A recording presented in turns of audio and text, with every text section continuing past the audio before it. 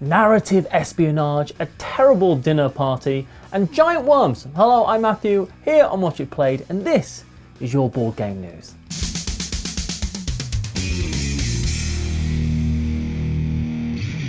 We begin this cold January with a nice walk along the Quayside, the latest game in the Key series, with games like Keyflower and Keyflow coming before it. This brand new 1 to 4 player game releasing in autumn takes us to the water's edge where, over 3 in-game years, you'll be landing ships and using your workers to deal with the resources on board. You'll be building a headland and managing access to the farms and markets while upgrading your skills, crucially organising movement and gaining more workers for the next year. I've been very open about Keyflower being one of my all-time favourite games. I love it, and while Keyflow was a re-implementation of that, Quayside is a brand new game, and that's what's got me excited. The incredibly popular deduction game Awkward Guests is getting a new sequel with Awkward Guests 2, The Berwick Cases. This new game is a 2-player or possibly 2-team dice, mystery and deduction game that challenges you to solve the murder of one of the Berwick twins and of course maybe to plan the murder of her sister. The game recreates the 2 murders of the Berwick sisters in different ways, and it's up to you, the players, to take on the different roles in each case. In one act, you're the mastermind, plotting how the murder occurred, and in the other, an investigator solving the crime. The first player to answer the questions, who killed Beatrice or Bernice Berwick, how did the murderer end her life, and why did the murderer do it, wins the game. On their turns, the investigator has the query dice to roll, placing the results on the game board according to what information they wish to receive from their rival, the mastermind. They can interrogate the suspects, question the house staff and examine the crime scene, search the clues around the Berwick mansions and consult police reports. Deduction isn't my strong suit when it comes to games, but I really enjoyed the original Awkward Guests, so a new 2-player game in that line has me intrigued. The 1 to 6 player war story Occupied France was announced by Osprey Games, and we are told that darkness covers your approach as you alight on the riverbank.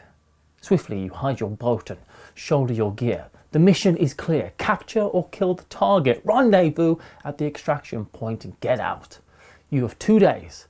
Nodding to your team, you set off towards the glowing lights of Valiant. So, War Stories Occupied France is a cooperative, highly narrative game for 1 to 6 players set in World War II's occupied France that aims to capture the stakes and tensions of espionage and resistance warfare.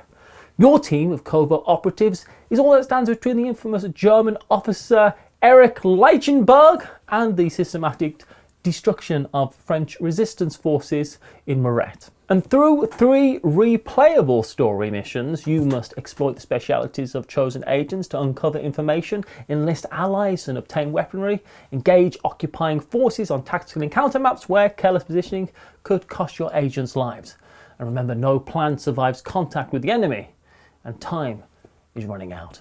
Rajas of the Ganges is a wonderful dice game that was re-implemented by a dice game. It's now also getting a card game with Rajas of the Ganges cards and Karma.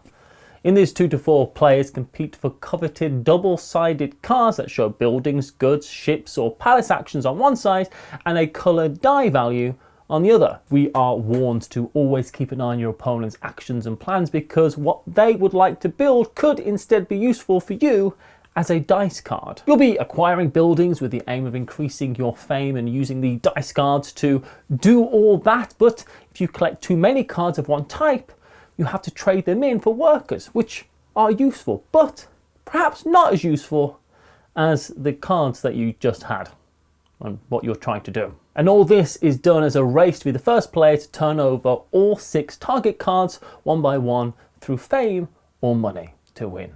Curiously popping up on backer kit and running until February 8th, I think, we have the Monty Python and the Holy Grail board game. This is a light 2 to 5 player officially licensed Monty Python themed game where we are playing as King Arthur, Sir Lancelot and the rest of the brave knights on their quest for the Holy Grail. Players will travel a twisty maze of paths to visit the many absurd memorable locations from the movie, all while avoiding the Black Knight who stalks the players across the board. Each location has its own unique purpose that will bring the players one step closer to earning the valor points they need to find the Holy Grail, but your fellow knights won't make it easy.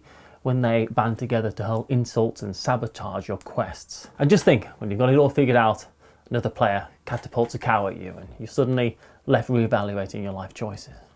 A quick and curious announcement came from Rebel Studios with Meadow Adventure Book, which is a story-based experience expansion to Meadow, where you will explore and journey through different scenarios containing in a beautifully illustrated book. This is described as a hybrid product combining features of notebooks and board games that can be played as a legacy-like experience, with scenarios building up a campaign for 1 to 4 players coming out later this year. And Meadow already has some of this style gameplay in the original box, with envelopes open as you play, so I'm hoping that this is an advancement along that line. Possibly the most exciting news for me personally this week is The Gang, announced by Cosmos, which is a 3 to 6 player cooperative version of Texas Hold'em. I'm excited about this, where players bet on how good they think their hand of cards will be relative to the other players and try to make their predictions a reality. Cosmos has already had the incredible, in my opinion, The Crew and Inside Job as co-op, trick-taking, traitor-taking games. So doing something along these lines with Texas Hold'em is fascinating to me.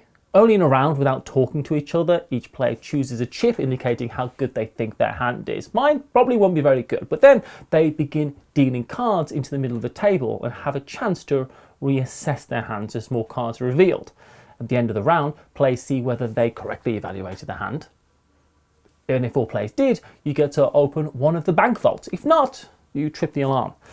If you manage to open 3 bank vaults before you trip the alarm 3 times, your gang wins. And I will be 100% buying this as soon as I possibly can, which will be, of course, sometime later this year.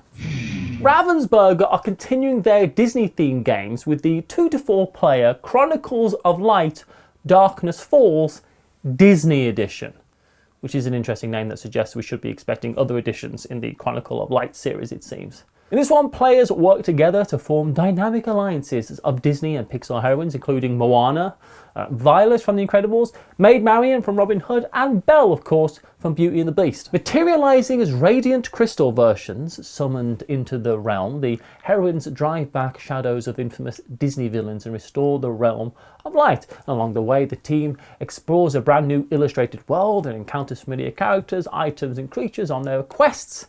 And we are promised a litany of diverse missions, along with a modular board that generates new adventures every time it's played.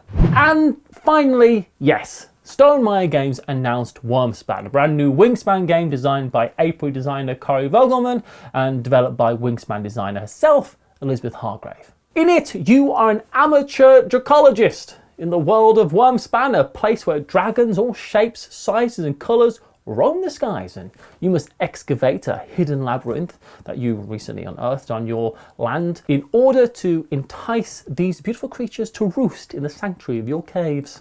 During a game, you will be building a sanctuary for dragons, beginning with 3 excavated spaces, the leftmost space of the Crimson Cavern, the Golden Grotto, and the Amethyst Abyss.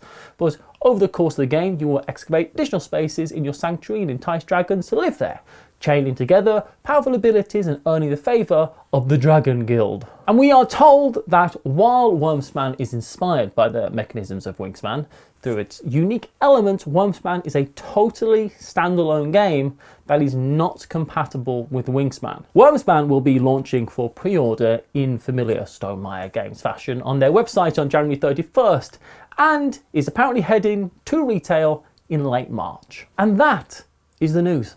Thank you so much for watching, and I'll see you next time.